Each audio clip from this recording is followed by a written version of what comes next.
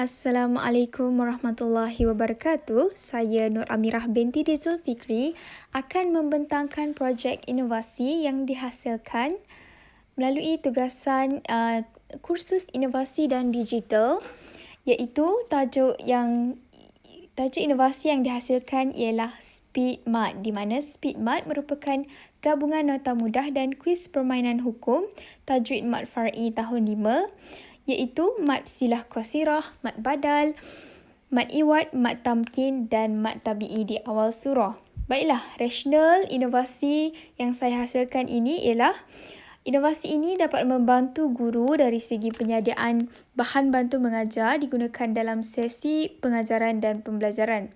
Yang kedua, dapat menggalakkan murid supaya mengamalkan konsep bermain sambil belajar dengan menggunakan perisian multimedia interaktif. Yang ketiga, dapat menarik minat murid kerana projek multimedia interaktif ni mengandungi video animasi, gambar dan audio yang dapat merangsang diri murid. Baiklah, seterusnya, objektif daripada projek inovasi yang dihasilkan ialah murid dapat menggunakan SpeedMart sebagai nota mudah bagi meningkatkan kefahaman topik hukum tajwid tahun 5, khususnya hukum Mat Far'i yang kelima-lima yang saya sebutkan itu tadi.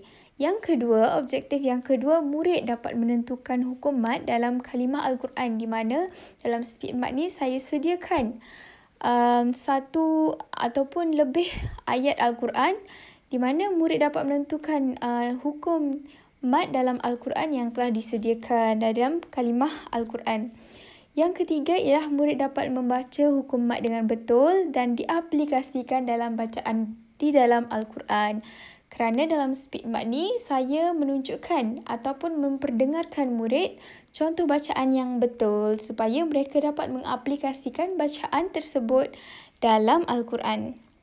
Baiklah, kita tengok kepada penyataan masalah melalui projek inovasi yang dihasilkan ialah hampir 40% murid tahun 5 mampu membaca dengan baik, tetapi penguasaan tentang pengetahuan tentang tajwid agak lemah, dan juga kebanyakan daripada tahun 5 ni dia menghafal surah tetapi surah tertentu dan menyebabkan mereka ni mengabaikan tajwid, terutamanya hukum mat lah.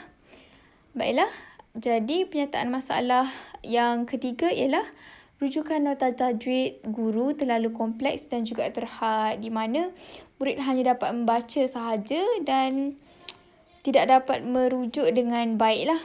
Okey, baiklah, kumpulan sasaran bagi projek inovasi yang dihasilkan. Yang pertama ialah murid, kerana projek inovasi SpeedMart ni dikhususkan murid sekolah rendah. Tahap 2 iaitu murid tahun 4, 5 dan 6. Jadi bagi murid tahun 4 dan 5 dan 6 ni sangat sesuailah menggunakan SpeedMart. Yang keduanya ialah komuniti. Semua murid, ibu bapa dan guru untuk memahami hukum mat dengan baik. Jadi untuk rujukan guru dan juga ibu bapa dan semua murid juga boleh menggunakan SpeedMart. Okey, baiklah, kita teruskan kepada model inovasi yang digunakan. Model inovasi yang digunakan ialah model proses kreatif terarah, di mana yang pertamanya ialah persediaan. Dari segi persediaan, kita kena kenal pasti dulu masalah dan menjelaskan masalah. Jadi kita dah tengok penyataan masalah tadi. Jadi yang keduanya, kita kena ada model dari segi inovasi ni ialah imajinasi, di mana imajinasi ni mencari alternatif, mencari penyelesaian kepada masalah yang timbul. Dan yang ketiga ialah tindakan, di mana tindakan membuat refleksi penyelesaian yang dibuat. Dan yang terakhir ialah perkembangan, melakukan operasi, menilai penyelesaian masalah, di mana kita sediakan satu projek inovasi dan kita menilai penyelesaian masalah yang kita lakukan terhadap projek tersebut. Seterusnya, kita pergi kepada data pelaksanaan inovasi, di mana saya telah membuat tinjauan terhadap murid-murid tahun 5 Ibnu Battuta menggunakan Google Form bagi mengenal pasti penguasaan murid-murid terhadap hukum mat tamkin. Okey, bagi contoh soalan yang saya sediakan iaitu maksud mat tamkin, kadar bacaan, mengenal pasti mat tamkin di dalam Al-Quran dan huruf mat tamkin. Di mana kita boleh tengok dalam data rajah ini, keputusan yang diperolehi daripada hasil tinjauan Google Form itu terhadap 32 orang responden mendapati bahawa sebanyak 53.1% sahaja murid yang menguasai soalan hukum tajwid mat tamkin. Manakala sebanyak 46.9% murid yang masih belum menguasai soalan hukum mat tamkin yang diberikan. Jadi kita boleh tengok dekat situ hanya 53.1% saja yang menguasai dan masih lagi ramai murid yang belum menguasai. Jadi sebagai soalan-soalan yang saya berikan, kita boleh tengok dekat situ banyak yang menjawab dengan salah. Dan 75.1%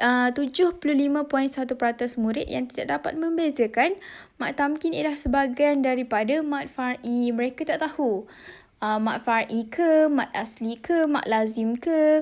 Jadi projek Speak Mat ni dihasilkan bagi nak menggabungkan beberapa mat far'i dalam satu perisian bagi meningkatkan pengetahuan murid dalam membezakan jenis-jenis mat yang terdapat di dalam Al-Quran. Jadi murid pun dapat bezalah mat yang mana dapat ingat dengan lebih cepat dan sebagainya.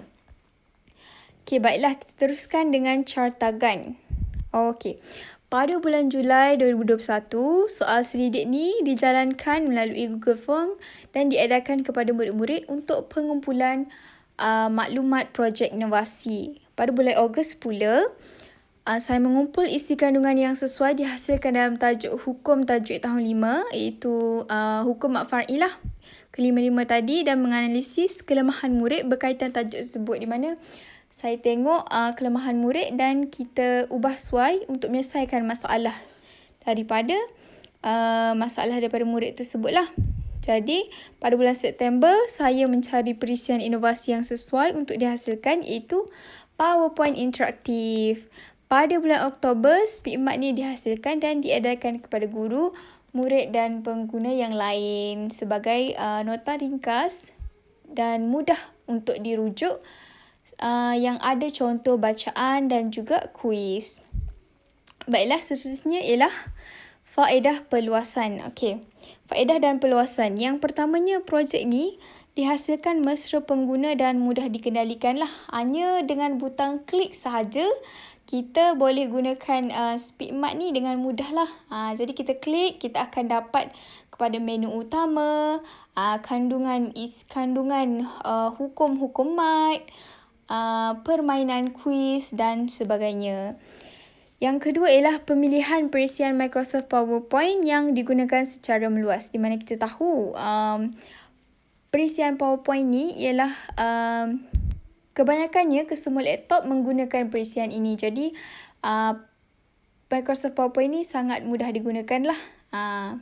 Dan yang ketiga ialah perisian ini diajar dalam mata pelajaran teknologi maklumat dan komunikasi di mana murid-murid pun ada pengetahuan tentang perisian Microsoft PowerPoint ni kerana telah diajar dalam subjek TMK. Jadi ini akan memudahkan lagi lah murid untuk menggunakan PowerPoint. Okey, baik. Seterusnya ialah bahan inovasi ni boleh disimpan, diubah sesuai seterusnya digunakan pada masa akan datang. Okey, di mana projek inovasi ni boleh disimpan dan kita nak ubah sesuai pun senang. Maknanya kalau ada sekiranya masalah yang timbul ataupun nak cadangan penambahbaikan, kita boleh ubah sesuai mengikut keadaan. Dan kita juga boleh berkongsi dengan guru-guru yang lain. Kita teruskan dengan cadangan penambahbaikan. Yang pertamanya saya dapat kenal pasti ialah dari segi susunan lah. Okey, di mana susunan ni amat penting dan saya perlu menyusun nota dan permainan kuis ni dengan lebih sistematik dan ringkas di mana dapat menarik lagi lah minat murid untuk membaca.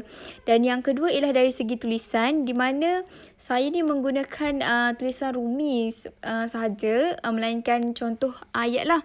Jadi untuk projek ni saya perlu mengubah sesuai lah dengan menggunakan tulisan Jawi juga kerana tulisan Jawi ni kurang dipraktiskan dalam bentuk komunikasi bertulis. Dan yang terakhir ialah cadangan penambahbaikan yang terakhir ialah pengaplikasian kebat dalam permainan kuis di mana kita kita perlu gunakanlah soalan-soalan kebat supaya murid tu dapat menyelesaikan masalah dan berfikir dengan lebih ke arah matang lah, di mana dapat menyelesaikan masalah. Jadi kesimpulannya, inovasi digital ni sangat memainkan peranan yang penting dalam pendidikan kerana dapat mengatasi masalah kekurangan bahan pembelajaran dan juga menjimatkan tenaga dan juga masa.